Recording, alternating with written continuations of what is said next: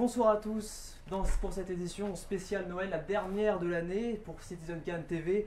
Je suis avec des chroniqueurs ce soir, avec Yann qu'on découvrira plus tard. Il est dans les rues de Noël, dans le marché de Noël, mais je vous en dis pas plus. À ma gauche, il y a Clotilde qui nous présentera sa chronique culture.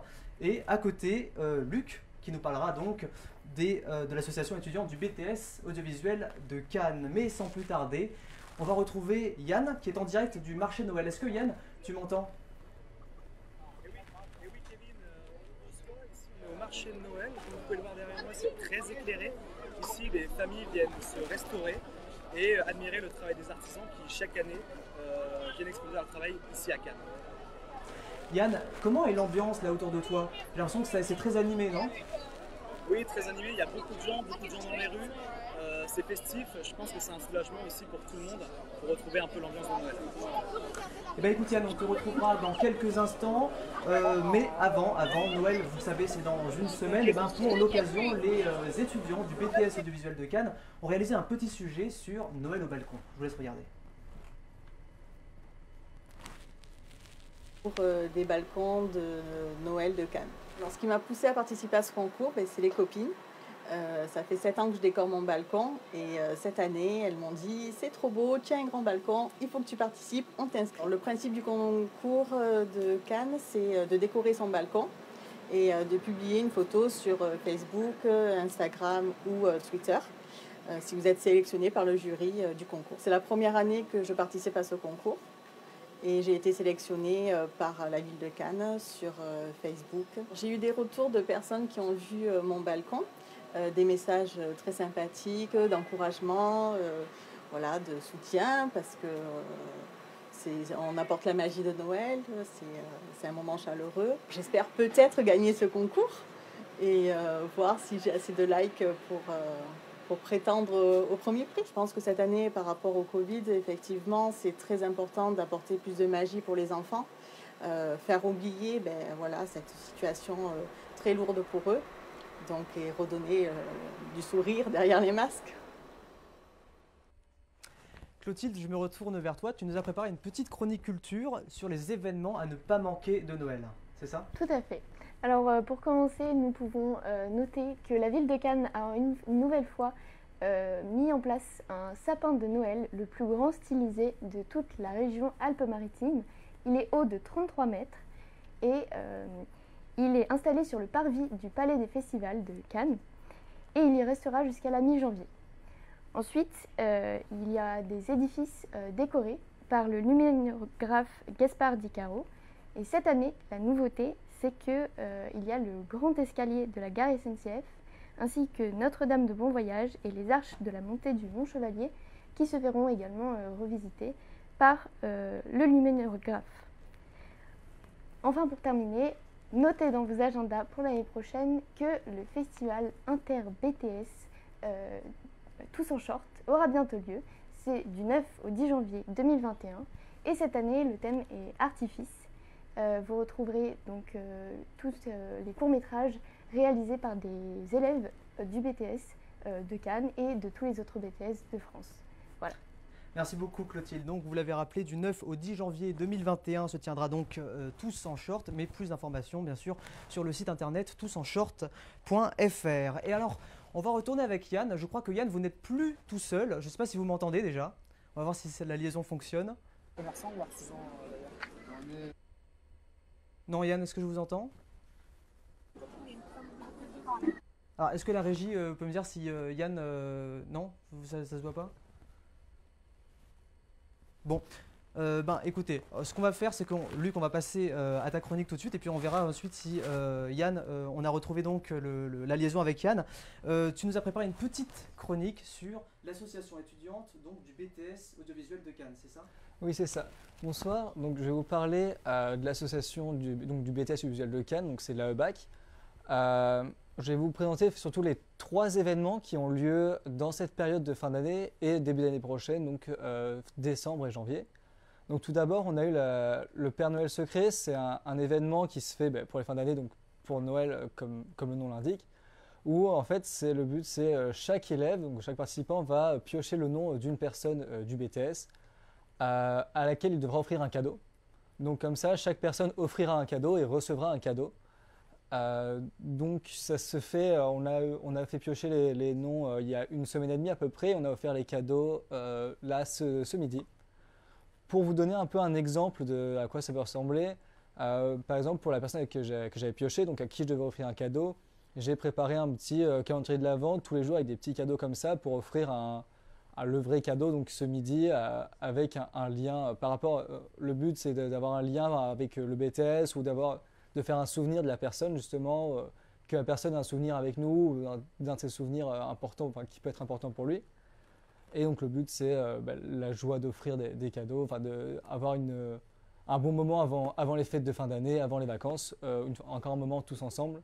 Même si c'était un peu particulier cette année parce que avec la Covid, normalement on fait ça le soir du bal de Noël et là on n'a pas pu organiser le bal, donc c'était dans la cour du BTS.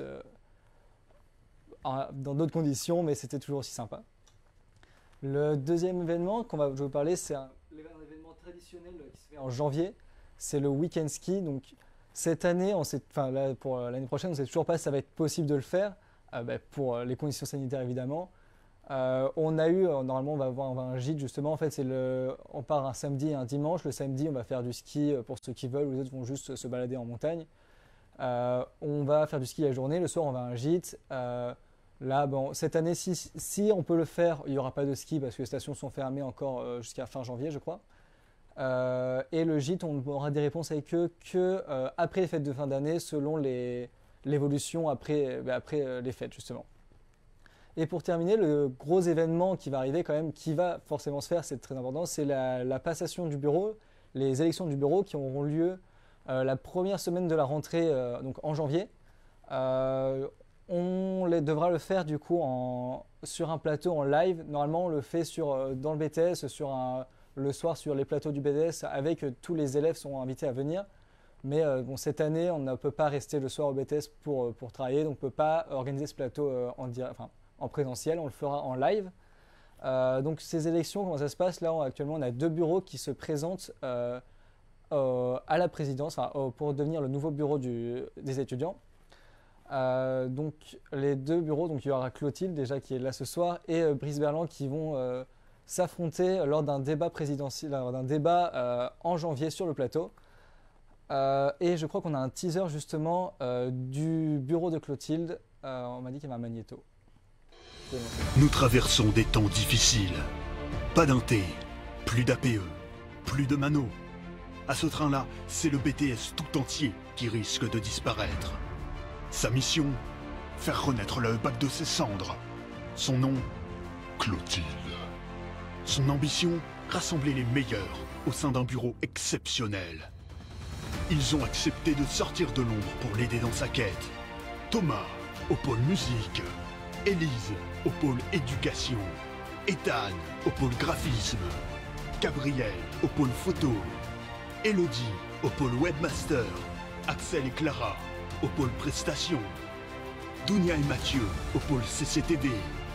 Baptiste et Manel, au pôle event. Uriel, au secrétariat. Elisa, à la trésorerie. Malgré les obstacles qui les attendent, ils sont déterminés. Ils se sacrifieront pour vous et ne reculeront jamais. Jamais.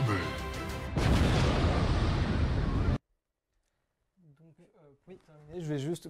Là, les élections se feront en janvier, donc la campagne n'est pas terminée. On espère. C'est les vacances, donc on espère que les 2 bureaux seront présents en ligne pour continuer leur campagne et pour pour nous donner envie de voter pour eux. Ouais, merci beaucoup Luc pour toutes ces informations. Alors on va retourner avec Yann qu'on n'avait pas réussi à voir il y a quelques instants. Yann, est-ce que tu m'entends cette fois-ci? Oui, Kevin, je t'entends. On est avec Soubla, qui est un commerçant ici au marché de Noël. Bonjour Soubla. Bonjour. Qu'est-ce que représente le marché de Noël pour vous cette année? C'est très important ici parce qu'il y a des gens qui viennent pour chercher les cadeaux et la plupart des marchés ils sont fermés. Et le marché à Cannes, c'est ouvert, c'est quand même génial.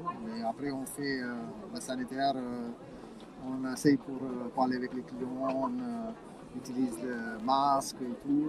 C'est génial. C'est très bon. Super, merci Soubla. Je pense que c'est un soulagement pour tous les artisans et commerçants ici, le marché de Noël. Voilà, vous l'avez très bien dit, oui, ça fait plaisir de revoir tous ces commerçants heureux malgré cette crise sanitaire. Eh bien écoutez, c'était une petite courte émission, mais une émission très sympathique. Merci de l'avoir regardée. Mais juste avant, une toute petite surprise, on va se quitter en musique, avec une musique composée par des étudiants du BTS Audiovisuel de Cannes. Elle s'appelle Love on a Note. Moi, je vous souhaitais un joyeux Noël, de très belles fêtes de fin d'année. Et puis merci aux chroniqueurs, merci à Clotilde, merci à Luc, merci à la régie, merci à Yann qui est tout là-bas avec Léa au cadre. Merci à tous et bonne fête de fin d'année. Ciao.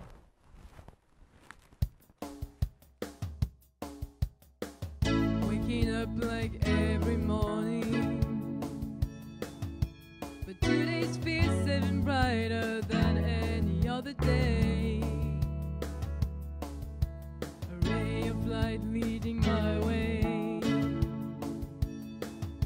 and my heart's like a sun that never stops shining. Going down the hallway to meet you halfway in there. Not supposed to be here, not supposed to stay here with you. Waking up to find love today, and I let hope and chance decide the path I'll take. As I go far and far away, maybe you'll be at the end of my journey. Going down the hallway to meet you halfway in there. Not supposed to be here, not supposed to stay here with you. Going down the hallway to meet you halfway in there. Not supposed to be here, not supposed to stay here with you.